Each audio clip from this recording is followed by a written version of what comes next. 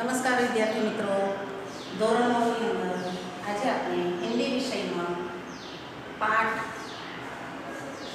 11 લઈશું.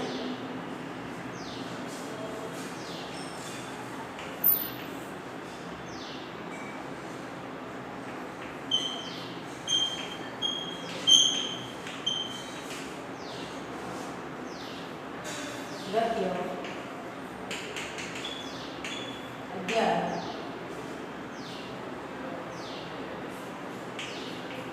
एक यात्रा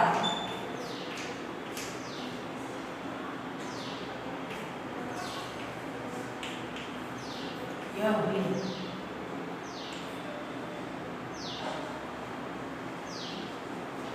एक यात्रा यह हुई.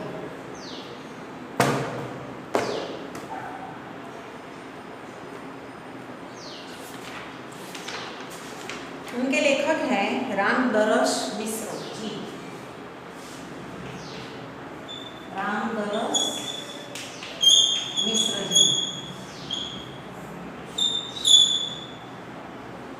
बहुत ही सुंदर कहानी है. हिंदी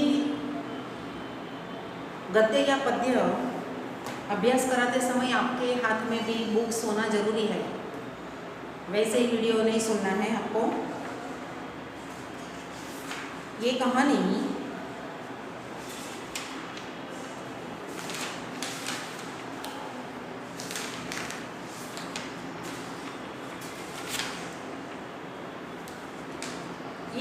एक रिक्शे वाले की कहानी है. शिक्षित रिक्शा वाले के पास इंसानियत से भरा हुआ दिल है. वह संकट में पड़ी हुई एक युवती से विवाह कर देता है. स्त्रियों के प्रति रिक्शा वाले युवक का मानवीय दृष्टिकोण और उसके रिक्शे में सवारी करने वाले पति पत्नी से उसकी आत्मीयता हमारा दिल छू लेती है. दिल छू लेती है. कहानी है, बहुत ही सुंदर कहानी है. एक शिक्षित है लड़का जो रिक्शा चलाता है, साथ साथ एक मुसीबत में आई हुई युवती की मदद करता है. उसके अंदर मानवता है और साथ साथ उसकी रिक्शा में बैठने वाले एक पति पत्नी है जिससे वे आत्मीयता बताता है. बहुत ही सुंदर कहानी. मेरे साथ साथ आप भी ध्यान रखिएगा.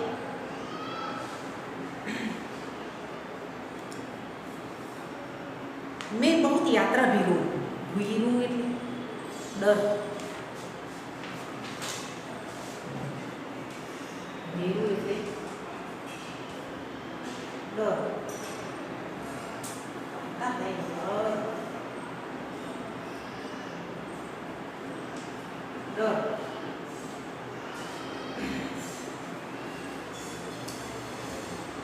मैं बहुत यात्रा भीरू हूँ. कई लोगों को यात्रा से डर लगता है. यात्रा जाने से पहले से डर लगता है कि कैसे जाएंगे, क्या करना है, कौन सी चीज़ें साथ में लेनी है, क्या नहीं लेना है, मतलब क्या टिकट कहाँ है, तो रखे कि नहीं, वगैरह वगैरह टेंशन रहता है.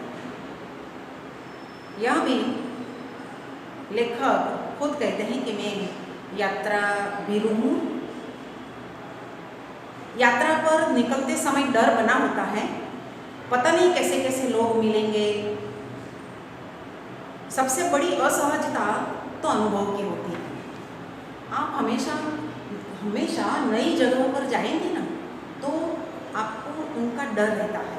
जैसे आपने कभी लाल दरवाजा तक आप बस में गए नहीं हैं और अगर बस में बैठना है तो बैठते समय डर लगता है. कैसे जाएंगे, बस खड़ी रहेगी नहीं रहेगी, अंदर जगह मिलेगी नहीं मिलेगी, किसके साथ बैठना पड़ेगा, कैसे कैसे लोग होंगे. तब तक डर बना रहता है जब तक हम बस पर बैठ न जाए, बस के अंदर बैठ न जाए. फिर उसका डर चला जाता है. फिर किस बात का डर आता है? नए स्टेशन का. बराबर. लाल दरवाजा जाना है आपको, फिर नया स्टेशन आएगा, कालूपुर आएगा, रेवड़ी बाज़ार आएगा, रिलीफ रोड आएगा, रिलीफ टॉकीज आएगी, बिजली घर आएगा, बाद में लंगर बजाता है। वहाँ भी क्या होता है, उतरते समय डर लगता है। तो कोई भी नई चीज़, नई बात, नया काम, नया स्थान, कुछ भी हो, सबसे पहले डर तो लगता ही है। फिर एक बार आप जाते हैं, दोबारा उसका अनुभव हो जाता है। अनुभव है ना बहुत बड़ा शिक्षक, मैंने आपसे पहले भी कहा था, आज फिर से कहती हूँ कि अनुभव बड़ा शिक्षक है। जहाँ जब तक आप कोई काम का अनुभव नहीं करोगे, किसी स्थान की मुलाकात नहीं लोगे, तब तक ये आपके लिए नया रहेगा। बाद में अनुभव हो जाने के बाद आपको ये भा जाता है, फा जाता है। फिर अनुभव से भी क्या होता है, अंट संट किराया मांगने वाले ऑटो वालों से ज़्यादा डर रहता है लेखक को भी और हमें भी। यहाँ से बैठना है बापू नगर 4 रास्ता से शटल में बैठते हैं तो पूछते हैं कि मुझे बम्बे हाउसिंग जाना है, तो कितने लोगे, तो कि बोलेगा कि 10 रुपये लगेंगे। तो हम कहेंगे 10 रुपये का होता है, 7 रुपये होता है, 6 रुपये होता है। तो ये सब रहता है ना, अनुभव है ना आपको भी, अगर नहीं है तो किसी से सुना होगा आपने, ठीक है। तो कभी कभी ये रिक्शा वाले क्या करते हैं, हमसे ज़्यादा किराया मांगते हैं। किराया नहीं, भाड़ा। नए शहर में कैसे कैसे लोग मिलेंगे, अगर कोई स्थान पर जाना है किसी नई जगह पर, तो यहाँ भी रहता है, क्या रहता है, डर कि कैसे लोग मिलेंगे, लोगों से बातचीत कैसे होगी, ये लोग कैसा जवाब देंगे या हमसे कैसा व्यवहार करेंगे। ये सारे अनुभव हमेशा लगे रहते हैं, चिंता बनी रहती है। इसीलिए लेखक को यात्रा के समय डर लगता है। तो इस बार एक डॉक्टर से मिलने के लिए कहाँ जाना था लेखक को, ग्वालियर जाना था। कहाँ जाना था, ग्वालियर जाना था। पत्नी साथ थी, इसलिए आश्वस्त बना हुआ था। हम अकेले जाते हैं कहीं पर, ज़्यादा डर लगता है। डर चीज़ों का डर लगता है, कैसे जाना है डर लगता है, वहाँ के लोग कैसे होंगे यही डर लगता है। अगर कोई हमारे साथ में रहता है तो डर कम लगता है। तो पत्नी साथ थी इसलिए डर कम था। स्टेशन पर उतरते ही ऑटो वाले पीछे पड़ जाते हैं, आपको इसका तो अनुभव रहेगा, होगा ही होगा। रिक्शा वाले हमारा पीछा करते, बहन कहाँ जाना है, भाई कहाँ जाना है, हम छोड़ देंगे, इतने में ले जाएंगे, इतने में ले जाएंगे। कोई 30 रुपया बोलेगा तो कोई 35 बोलेगा तो कोई 25 में भी ले जाएगा। तो हम कौन से रिक्शों में बैठेंगे, हैं 25 वाले में बैठेंगे ना, 30 वाले 35 वाले में नहीं बैठेंगे, क्योंकि हम जानते हैं कि ये रिक्शा वाले हमें हमारे साथ चीटिंग करते हैं, मतलब कुछ भी किराया मांग लेते हैं। हम अनजान रहते हैं, इसीलिए हमें वे पराया मानकर हमसे रुपये ज़्यादा ले लेते हैं। तो यहाँ वैसा होता है, हम चुपचाप आगे बढ़ते रहते हैं। एक नवयुवक ऑटो वाला साथ लग गया, 1 2 3 साथ में रहते हैं, फिर हम आगे जाते हैं तो 2 छूट जाते हैं और 1 रह जाता है। और वही एक हमारे साथ साथ कहीं दूर तक आता है, साथ साथ चलते चलते फिर हम उनसे किराया बोल देते हैं, कितने में ले जाता है। तो वे किराया अगर उसे पसंद है तो वो हमें ऑटो में बिठा लेता है। तो एक रिक्शा वाला साथ हो गया। हम कुछ बिना बोले आगे बढ़ रहे थे, उसकी आवाज़ आई, बाबूजी आप आखिर कहीं तो जाएंगे ना, और कोई ऑटो तो करेंगे ही ना, तो फिर मेरा ऑटो क्यों नहीं। उसकी जिद और आवाज़ में कुछ ऐसा आकर्षण महसूस हुआ कि मैंने स्वीकृति दे दी। क्या किया लेखक ने, उस ऑटो वालों की आवाज़ से उसे कुछ आत्मीयता लगी और उस पर दया के कारण वे पति पत्नी ऑटो में बैठ गए। वह प्रेम भरी बातें करता रहा और हमें डॉक्टर के यहाँ पहुँचा दिया। उसके द्वारा बताए वांछित पैसे देकर, उसने जो निश्चित किया था पैसे, वो पैसे हमने दे दिए और डॉक्टर के घर तक पहुंचा दिया। डॉक्टर के घर की कॉल बेल बजाई। ज्ञात हुआ कि डॉक्टर ने क्लिनिक की जगह बदल दी है। अब क्या होगा, शायद शहर नया था ऑटो वाले को पैसा दे दिया, ऑटो वाला वहीं खड़ा था, क्योंकि अनजान लोगों को ऑटो वाला बराबर जानता है कि ये अनजान व्यक्ति हैं और यहाँ अगर उससे उसका काम नहीं हुआ तो क्या वापस आएगा और फिर मेरे ऑटो में बैठेगा। वैसा ही हुआ जैसा रिक्शा वाले ने सोचा था। ऑटो वाला बिना हमारे कहे हमारा इंतज़ार करता रहा, हमें नई जगह पर भी पहुंचा भी दिया। मैंने पूछा कितने पैसे दे दूँ बाबूजी? ऑटो वाला बोला, बाबूजी जो इच्छा हो दे दीजिएगा। वैसे डॉक्टर के घर से यहाँ तक का किराया तो अतिरिक्त हो ही गया था ना। उसने पूछा, बाबूजी यहाँ से कहाँ जाएंगे? मैंने होटल का नाम बताया और कहा, भाई तुम जाओ, यहाँ हमें देर लगेगी। वह कुछ बोला नहीं। हम डॉक्टर के पास चले गए। घंटा भर बाद निकले तो देखा कि वह वहीं खड़ा था। अब हमें महसूस होने लगा था कि यह ऑटो वाला और कुछ और है। वह हमारे भीतर घर कर गया। होटल पर छोड़कर हमें पूछा, फिर कब आऊँ? यानी आप शहर में घूमेंगे फिरेंगे ना, आपको जहाँ जाना होगा मैं ले चलूँगा। वैसे यहाँ कब तक हैं आप? यहाँ कब तक रहने वाले हैं? लेखक ने जवाब दिया, कल शताब्दी से लौटेंगे। शताब्दी यानी ट्रेन का नाम है शताब्दी, और उसका मतलब तो क्या होता है? शताब्दी 100 वर्ष का समय, शताब्दी। और ये तो ट्रेन का नाम है। इसीलिए लेखक ने बताया कि मैं कल शताब्दी से जाने वाला हूँ, तो आपको घुमाने के लिए कब आऊँ? भाई आज तो थक गए हैं, आराम करेंगे, कल घूमेंगे। ठीक है बाबूजी, यह मेरा मोबाइल नंबर है, मुझे फ़ोन करके बुला लीजिएगा। अरे तुमने अपना नाम तो बताया नहीं। मोहन। क्या नाम था लड़के का? रिक्शा वाले का मोहन नाम था। मोहन अच्छा नाम है। दूसरे दिन घूमने का कार्य शुरू किया। वह बहुत प्रेम से एक के बाद एक स्थान दिखाता जा गया और मुझे बाबूजी और मेरी पत्नी को अम्मा से संबोधित करने लगा। पति पत्नी को रिक्शा वाला क्या कहता था? लेखक को बाबूजी और लेखक की पत्नी को अम्मा।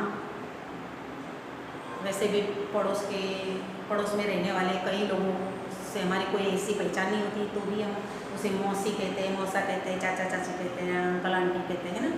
वैसे रिक्शा वाले ने भी लेखक को बाबूजी और उसकी पत्नी को अम्मा कहा। घूम घुमाकर होटल पर लौटे तो चाय पीने के लिए उसे भी कमरे में बुला लिया। एक ऐसी आत्मीयता बन गई रिक्शा वाले से, साथ साथ उसको भी चाय पिलाई लेखक ने। वह संकोच के साथ आया तो सही, पर संकोच हो रहा था उसे। चाय पान के साथ हमारी पारिवारिक वार्ता शुरू हो गई। पत्नी ने पूछा, बेटी तुम ग्वालियर की हो? नहीं अम्मा, मैं मूलतः आगरा का हूँ, यहाँ आना पड़ा है। हमें लगा कि यहाँ, वह यह कहते कहते कुछ भर आया। क्या भर आया?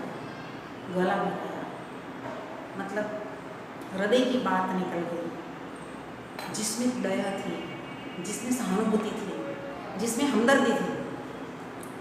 इसलिए वे चुप रहे, लेकिन वह स्वयं बोलने लगा कि आगरा में अपना घर है, माँ बाप बचपन में गुजर गए, बड़े भाई ने मेरी परवरिश की, भाई वकील हैं, मैं बीए पास हूँ, कोई नौकरी खोज रहा था कि हाँ, उसने बोलना बंद कर दिया। एक चुप्पी सी छा गई। चुप शब्द का विशेषण है, चुप।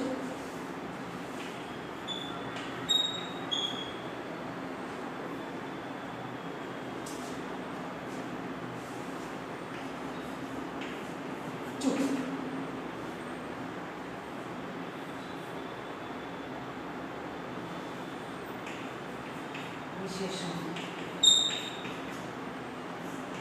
चुप्पी। चुप शब्द का विशेषण है चुप्पी।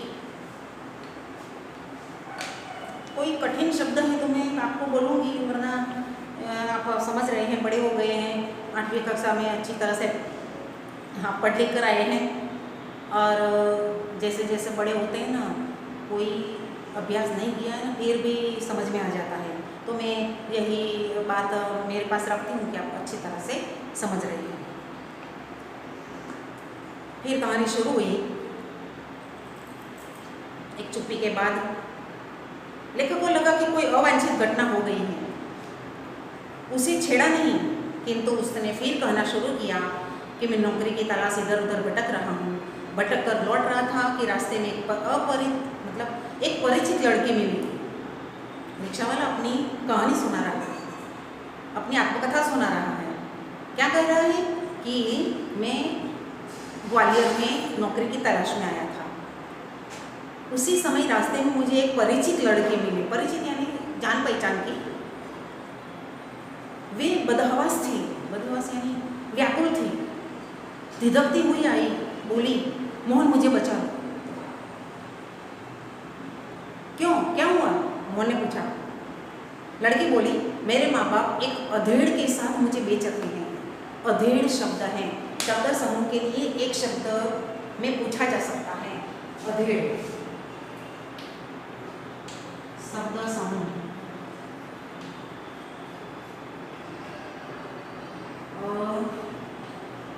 अधेड़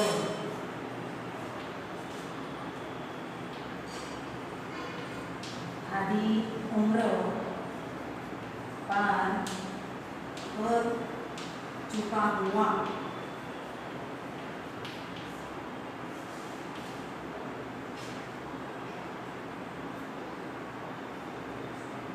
आदि उम्र पार कर चुका हुआ।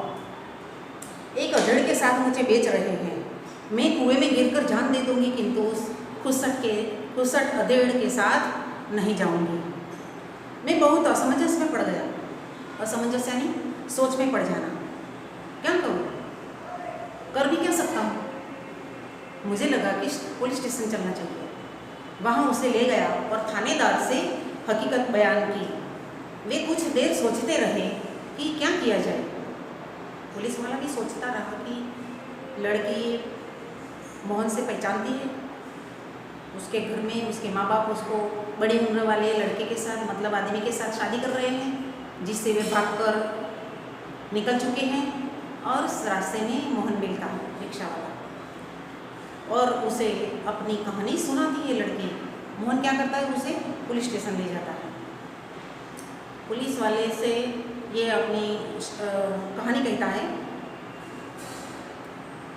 थानेदार साहब, इसकी FIR लिखकर उसके माँ बाप को हवालात में बंद कर देता, लेकिन फिलहाल चिंता इस लड़की की है। आखिर इसके लिए क्या किया जाए?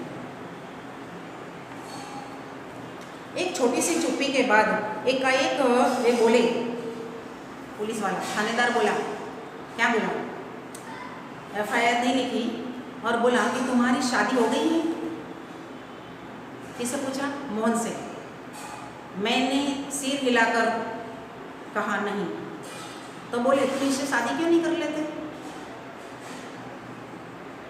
कई समस्याएं ऐसी होती हैं, छोटी होती हैं, फिर भी लोग कोर्ट कचहरी में जाते हैं, अदालत में जाते हैं, पुलिस स्टेशन जाते हैं और छोटी सी बात को बड़ी बना देते हैं।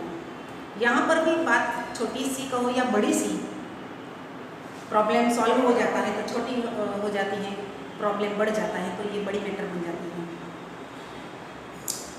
तो सुझाव दिया पुलिस वाले ने कि ऐसा करो, मोहन से ऐसा सुझाव किया कि आप इनसे शादी कर लो, प्रॉब्लम सॉल्व हो जाएगा।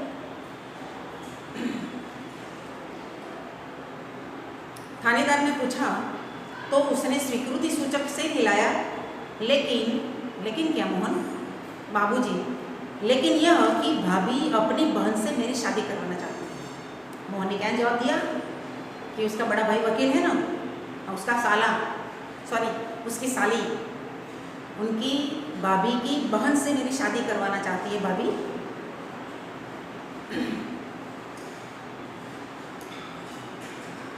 बात तय हो चुकी थी।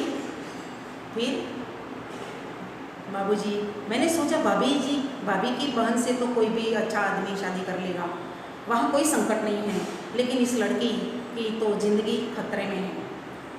लड़की सुंदर भी है, परिचित भी है, सबसे अहम बात तो यह है कि वे संकट में है। मोहन ने इस लड़की से शादी करना क्यों सोचा? क्योंकि वे संकट में है।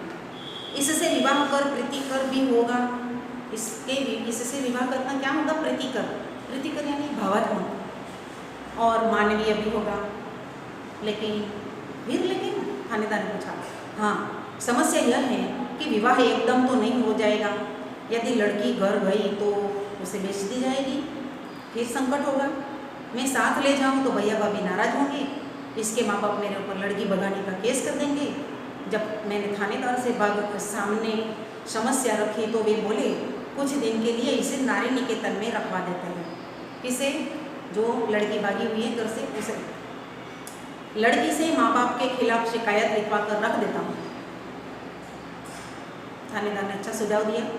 15 दिन के बाद उन्होंने मंदिर में उससे शादी करवा दी। मैंने कहा, मोहन, मतलब लेखक ने किसकी कहानी सुनी? रिक्शा वाला का कौन था? मोहन ने किससे शादी की? उस लड़की से जो उसके माँ बाप बड़े उम्र वाले के साथ शादी कर रहे थे। तो लेखक ने कहानी सुनकर क्या कहा मोहन से कि ऐसे थानेदार कहाँ होते हैं? पुलिस वाले की बात है, हमें भी हमेशा पुलिस वाले का डर रहता है। जिधर भी जाते आते रहते हैं, पुलिस वाले को देखते हैं तो थोड़ा डर भी हमारे अंदर भी रहता है। फिर ऐसा थानेदार तो कहीं नहीं मिलता जैसा काम बिना केस की सुलझा दिया। मुझे तो इस घटना पर विश्वास ही नहीं हो रहा है, लगता है कोई कथा सुन रहा हूँ। मोहन बोला, आप सही कह रहे हैं बाबूजी, लेकिन वह थानेदार कवि था। थानेदार कौन था? कवि था। विद्यार्थी मित्रों, जितना अभ्यास आप आगे जाकर करोगे, आप में इतनी बड़ी बड़ी समझदारी आएगी अभ्यस्त के साथ साथ कि आप भी बड़े लेखक, बड़े कवि, बड़े साहित्यकार भी हो सकते हो। यहाँ पर एक सामान्य थानेदार जो पढ़ा लिखा था अच्छी तरह से और ये कवि भी था। और कविताएं क्या होती हैं? हमें मोटिवेशन देती हैं। क्या देती हैं? हमें मोटिवेशन देती है, हमें उत्साहित करती है जीवन जीने के लिए, जीवन को सुंदर बनाने के लिए। कई लोग अनपढ़ होते हैं ना, जो अनपढ़ किसे कहते हैं? कई लोग अनपढ़ होते हुए भी पढ़े लिखे मालूम होते हैं और कई पढ़े लिखे भी अनपढ़ मालूम होते हैं, उसे भी अनपढ़ कहते हैं। यहाँ पुलिस वाला कवि है और कवि के हिसाब से कविताएं पढ़ कर बड़ी समझदारी आ गई है। वास्तव में कई अनपढ़ लोग ऐसे होते हैं जो केस करवा देते हैं और अदालत के धक्के करवाते हैं, बड़ी समस्या हो जाती है, खर्चा भी ज़्यादा हो जाता है। यहाँ पर ऐसा नहीं है, इसीलिए उसने प्रॉब्लम वही का वही टेबल पर खलास कर दिया और लेखक और मोहन से शादी करवा दी। ये बड़ा अच्छा काम किया एक थानेदार ने, मानवता भरा काम किया उसने।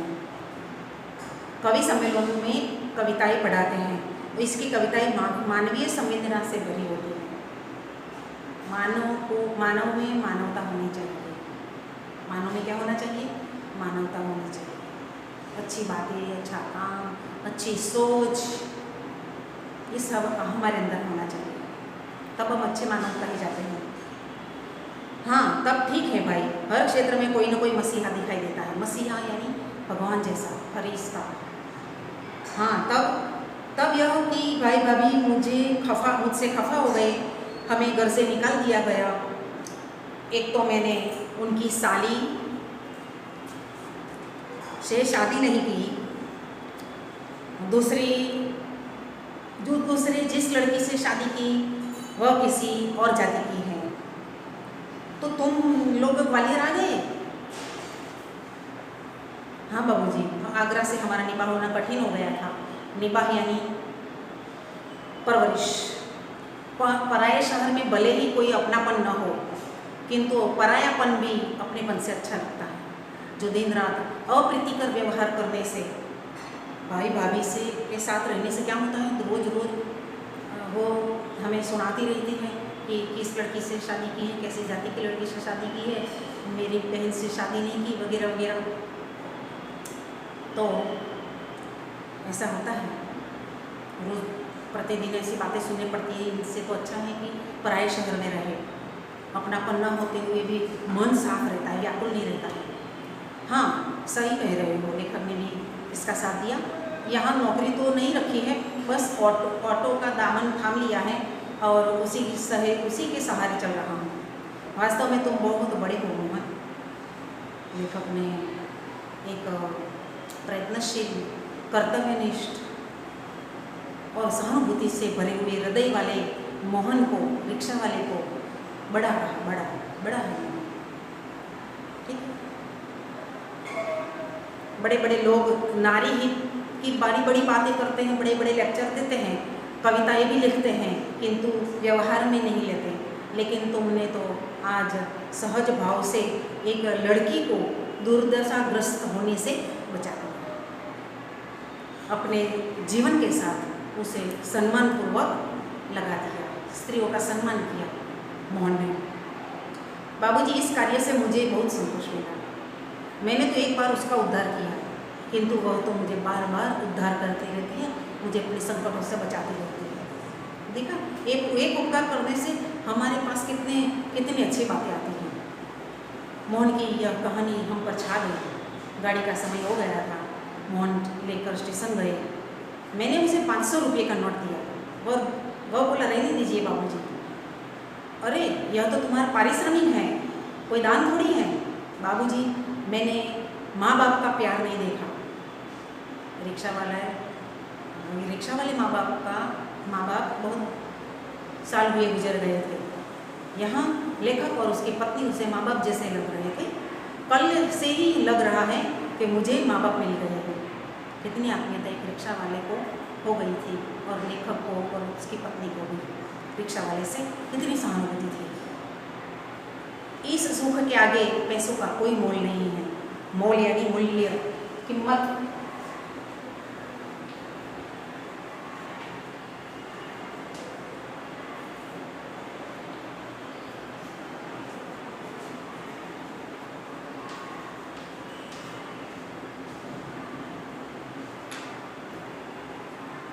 बेटे, लेकिन मेरी इस कोई मोल नहीं है। पैसा तो और लोगों से कमा लेता हूँ। लेखक बोले, लेकिन बेटे, मेरी भी तो कोई सोच है। मैं बेटे का शोषण कैसे कर सकता हूँ? लेकिन यह तो बहुत है, इतना लूँगा तो आपका शोषण हो जाएगा। कितने दिए रुपये? लेखक ने 500 रुपये दिए थे। यह कहकर वो 500 का नोट लेकर 300 रुपये वापस करने लगा। वह बोला, मुझे इतना पराया न कीजिए बाबूजी। हाँ, जब भी ग्वालियर आइएगा मुझे बुला लीजिएगा, मेरा फ़ोन नंबर आपके पास है। लेखक बोले, लेकिन मेरी एक शर्त है। क्या बाबूजी? ये 500 रुपया चुपचाप रख लो। उसने 300 रुपये अपनी जेब में रख दिए, जैसे कह रहा हो, यह कैसी शर्त है बाबूजी? कुछ क्षण वह बोला, बाबूजी, आपका फ़ोन नंबर तो मेरे फ़ोन पर आ गया ही है, कभी कभी फ़ोन करता रहूँगा। क्या? वो फ़ोन करने की बात कहता है। हाँ भाई, शौक से कीजिए, मुझे अच्छा लगेगा। लेकिन आपका नाम तो मैंने पूछा ही नहीं। मैं हूँ सत्यकेतु और पत्नी है कामना। जब हम स्टेशन के अंदर जाने लगे, तब वह आंखें न जाने कितना अपनापन लिए मुझे निहारता रहा। एक पराये शहर में पराये लोग भी अपना बन सकते हैं, अगर हमारे अंदर उन लोगों के प्रति विश्वास, आत्मविश्वास, विश्वसनीयता, आत्मीयता और सहानुभूति हो। तो हमदर्दी भी कोई चीज़ होती है, इंसानियत भी एक चीज़ है। ओके, नमस्कार।